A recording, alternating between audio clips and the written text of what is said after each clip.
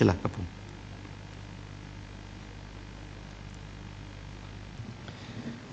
Tan Sri yang bertua, saya bangun untuk mengambil bahagian di dalam perbahasan ini dengan hati yang itulah sangat sedih juga, tapi saya pun gembira kerana Akta Keselamatan Dalam Negeri ISA sudah pun dimansuhkan dan digantikan dengan Rang Undang-Undang Kesalahan Keselamatan Langkah-langkah khas dan khasan. Ada beberapa perkara di dalam Rang Undang-Undang kita setuju. Tapi ada itu beberapa perkara yang kita perlu mempertingkatkan lindung jamin supaya orang yang benar-benar melakukan kesalahan, orang-orang yang betul-betul mengancam keselamatan negara diambil tindakan, bukan orang-orang yang tidak melakukan perkara yang itu mengancamkan negara ini. Saya boleh sebutkan beberapa bukti terutamanya daripada bekas Perdana Menteri yang telah saya bincangkan mengenai hal penyalahgunaan ISA, dan termasuk penggubal ISA H.R. Hickling yang pernah saya bincang dengan dia. Yang pertama, saya dengar daripada Yang Berhormat Rembau pagi tadi mengenai kita di dalam pihak pembangkang tidak ada itu alternatif bagi ISA, walaupun kita hendak dimansuhkan, tapi kita tidak ada alternatif. Tapi maklumlah, itu Yang Berhormat Rembau berani senduk pengedang, air hangat direnanginya. Tak faham, tak apalah, itu kerana dia berani dengan membuta tuli. Dengan membuta tuli. Sebab dia tak mengambil perhatian apa yang kita sebutkan di sebelah sini.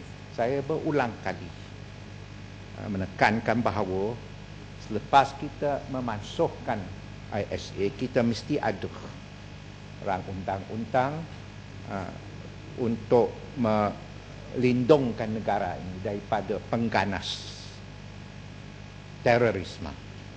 Kita mesti, semua negara termasuk Malaysia, mesti ada undang-undang yang berkesan untuk menentang segala bentuk pengganasan. Itu mesti dibuat. Kita di dalam sebagai warga negara, kita mesti memastikan undang-undang seumpama ini wujud. Termasuk di Norway sendiri, yang sebuah negara yang dianggapkan aman, yang dianggapkan liberal di semua aspek. Tapi pada tahun yang lepas, ada pelampak yang membunuh 77 orang, terutamanya pemuda-pemudi yang berbakat di negara. Dan tidak ada orang yang menyangka perbuatan kejam seumpama ini boleh berlaku di Norway, yang kaya raya dengan gas dan petrol. Di negara ini kita sendiri, termasuk di Dewan, saya pun percaya itu keselamatan di sekitar Dewan ini mesti dipertingkat sentiasa di dalam keadaan berjaga-jaga. Dan di sinilah tadi saya pun ada dengar daripada Pasir Salak buat macam-macam tuduhan. Gedang sebagai di lambuk-lambuk, tinggi sebagai dijunjung,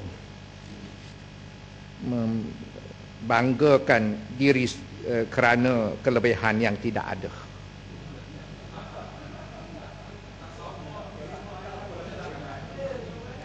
Wahbi Tan Sri tak sama rima akhiran.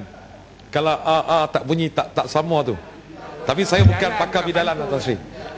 Boleh terima lah, boleh terima.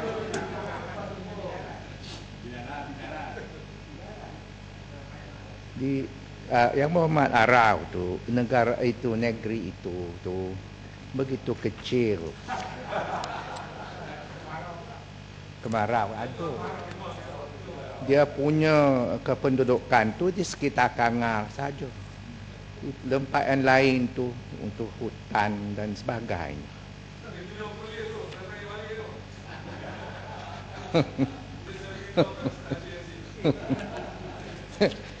Itulah baik dia jaga pembangunan di Perlis tu lebih baik.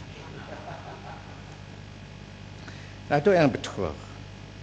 Saya akan bincang sedikit sebenarnya mengenai itu aspek perundangan, kerana Akta Kesilapan Dalam Negeri dan juga Akta sekarang memang ada mempunyai aspek perundangan, aspek falsafah dan aspek itu teoretikal, aspek teoretikal.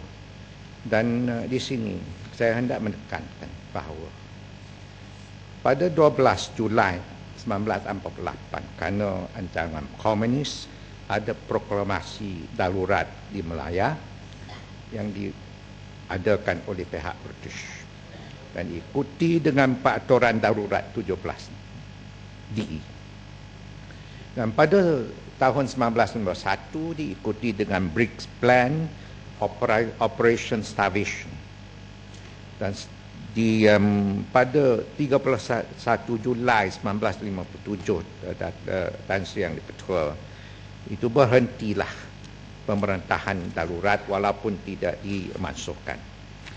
Dan selepas itu pada tahun 1960 ISA atau Akta Kesilapan Dalam Negeri dikubarkan dengan lindung jamin yang disebutkan oleh Yang Amat Berhormat Perdana Menteri Tunku Abdul Rahman waktu itu. Sebab saya pernah berbincang dengan Tunku mengenai hal ini. Saya akan sebutkan apa yang dia kata kepada saya. Dan Tan Sri yang betul, yang pentingnya di dalam undang-undang ini disebutkan bahawa Yang Berhormat Menteri Dalam Negeri dia boleh membuat peraturan-peraturan yang perlu atau sesuai manfaat bagi melaksanakan sepenuhnya atau menjalankan peruntukan akta ini. Ini bergantung kepada Yang Berhormat Menteri Dalam Negeri yang adil, yang waras, yang benar-benar saksama pada semua orang. Dan saya berharaplah Yang Berhormat Sembrong sekarang dan Menteri Dalam Negeri yang berikutnya akan sentiasa itu adil, sensitif dan benar-benar saksama. Itu kita berharapkan. Tapi kita semua manusia, termasuk saya, tidak melakukan kesalahan juga, termasuk Yang Berhormat Seri Gading. Nah, dan tidak semestinya itu Yang Berhormat Menteri Dalam Negeri yang berikut adalah itu orang yang begitu sempurna dan adil. Sebab itulah saya setuju dengan satu syarat untuk kita adakan kaedah menjamin lindung jamin yang disebutkan, 5 lindung jamin yang disebutkan. Yang Berhormat Kepung Tan Sri, Yang Berhormat Kepung ni contoh ahli parlimen pembangkang yang baik lah. Dia boleh beli contoh berbudi bahasa. Akta ISA menteri dulu boleh tahan orang 2 tahun. Dalam undang-undang yang baru ni dah tak ada lagi kuasa dia tu. Tapi kalau kita syak buruk, sangka buruk, kita punya pendapat pandangan kita hanya buruk aja pihak kerajaan, sampai bila pun tak selesai masalah ni Yang Berhormat Kepung. Jadi terpulang pada kita lah, bagaimana menteri pun adil, baik, tapi kalau kita, jadi saya haraplah Yang Berhormat Kepung jangan ikut telatah kawan-kawan yang lain lah.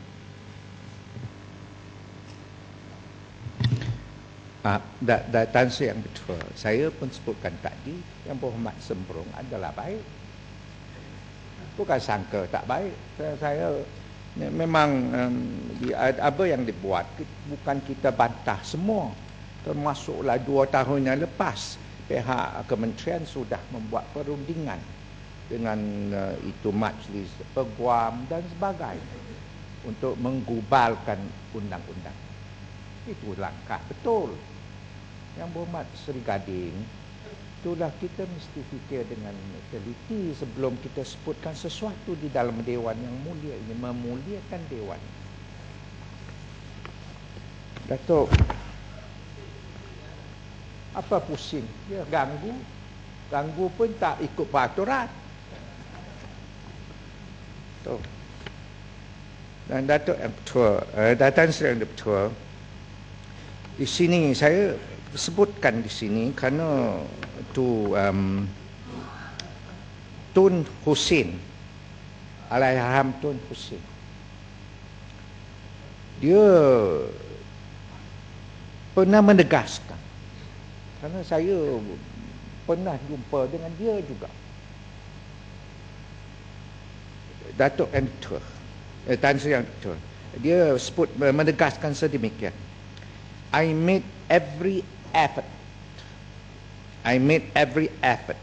to ensure that the power under the ISA would not be misused to curb lawful political opposition and democratic citizen activity were respected. Nah, saya akan sebutkan lagi. Tun Hussein pernah mengatakan ISA disalahgunakan. Tu ayahanda kepada Yang Berhormat Sembrong. Dia pernah sebutkan kepada saya sendiri. Dan di dalam itu buku pun ada. Yang sebutkan itu ISA pernah disalahgunakan. Dalam satu affidavit juga. Nah, inilah Yang Berhormat Seri Gading.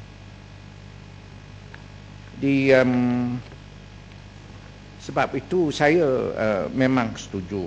Bukan semua kita bantah di sini. Ada yang baik juga.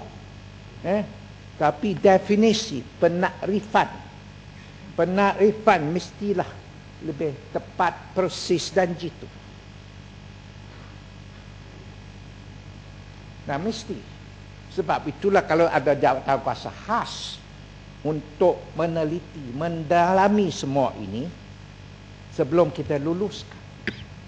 Itu bukan kita bangkang dengan 100% Yang Berhormat Seri Gading. Sangkaan yang tak baik tadi. Dan itulah. Misalnya dalam penakrifan kita, itu pasal yang ketiga. Pasal yang ketiga, kita mestilah itu maklumat sensitif. Apa yang disebutkan di sini tak cukup. Memang tak cukup. Saya tidak akan mendalami kerana kita ada berapa minit lagi yang diberi? 7 minit. 7 minit lagi saja. Tapi tak ada masa lah untuk meneliti semua ini. Dan juga untuk pasal 5, tahanan 28 hari. Ini soalnya bukan 2 bulan ataupun 2 tahun ataupun 28 hari. Soalnya definisi untuk menahan seseorang itu. Nah, ini soal itu yang perlu kita meneliti, mendalami di dalam satu jawatan kuasa khas. Dan ini termasuklah itu bahagian ke-7 untuk keterangan oleh rakan sejenayah dan ejen provokasi, pasal 30, penahanan Sementara menunggu proses undang-undang habis, Pasal 31, kuasa menteri untuk membuat peraturan yang saya sebutkan tadi. Dan di sini kita perlu semua ini dibuat. Kerana saya pernah jumpa dengan penggubar ISA, H.R. Hickling. Dan bila saya jumpa dengan dia, sebut macam ni. Datuk yang Ketua, di dalam buku saya tu ada.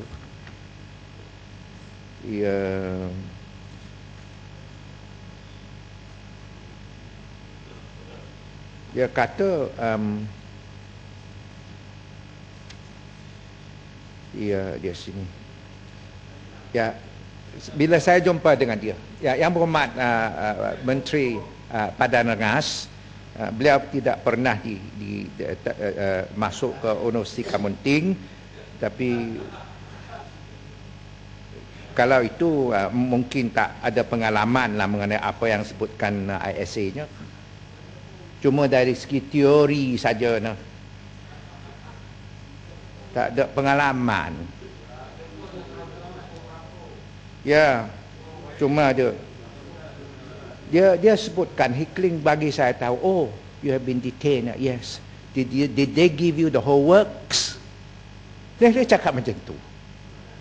H.R. Hickling sebelum dia itu kembali ke Rahmatullah. Ya. Did they give you the whole works? Nah, ini memang macam tu, H.R. Hickling. Buku dia lah tu. Dan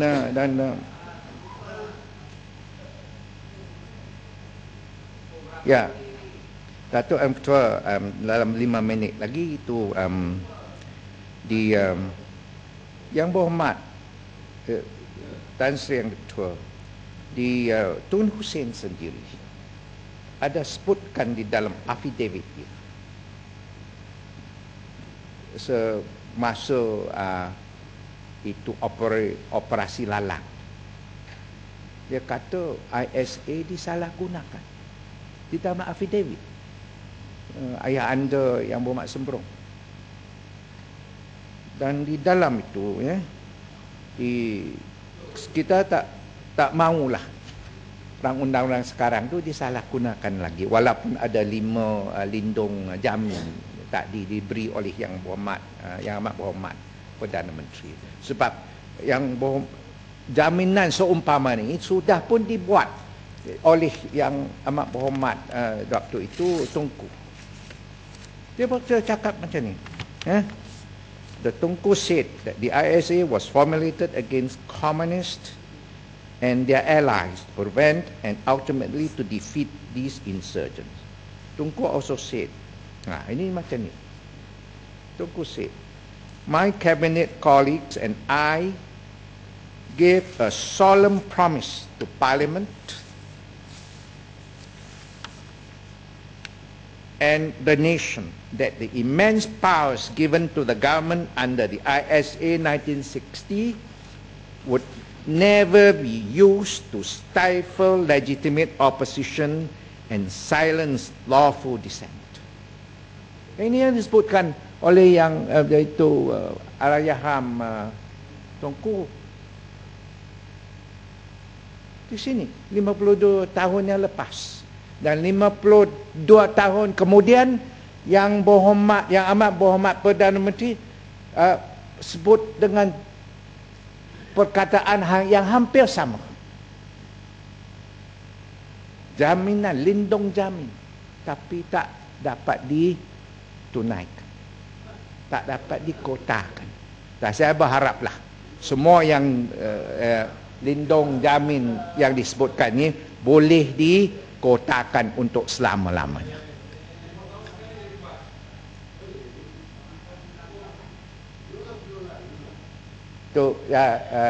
Tan Sri Yang Ketua, bagi orang-orang tidak pernah masuk ke Universiti Kementing, cakap banyak. Cakap dengan begitu banyak. Sebab itulah masa bagi saya pun sudah habis. Dan saya berharaplah itu kita ada satu kaedah untuk memastikan lindung jamin kita dapat dikotakan. Sekian, terima kasih.